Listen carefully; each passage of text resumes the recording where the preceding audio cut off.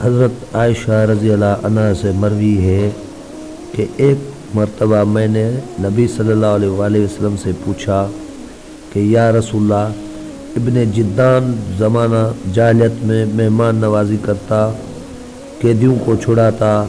صلح رحمی کرتا تھا اور مسکینوں کو کھانا کھلاتا تھا، کیا یہ چیزیں اسے فائدہ پہنچا سکے گی؟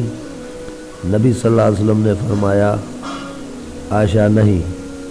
اس نے ایک دن بھی یہ نہیں کہا کہ پروردگار روز جزا کو میری خطائیں معاف فرما دینا۔ حضرت عائشہ رضی اللہ عنہ سے مروی ہے کہ ایک مرتبہ میں نے نبی صلی اللہ علیہ وآلہ وسلم سے پوچھا کہ یا رسول اللہ، ابن جدان زمانے جاہلیت میں صلہ رحمی کرتا تھا اور مسکینوں کو کھانا کھلاتا تھا،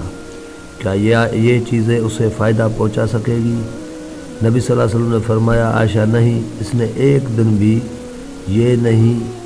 کہا کہ پروردگار روز جزا کو میرے خطائیں معاف فرما دینا۔ ابن جدان عبداللہ بن جدان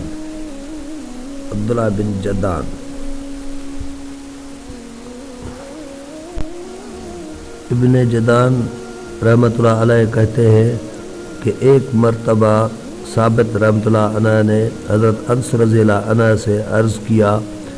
کہ اے انس، کیا آپ نے نبی صلی اللہ علیہ وآلہ وسلم کے دست مبارک کو اپنے ہاتھ سے چھوا ہے؟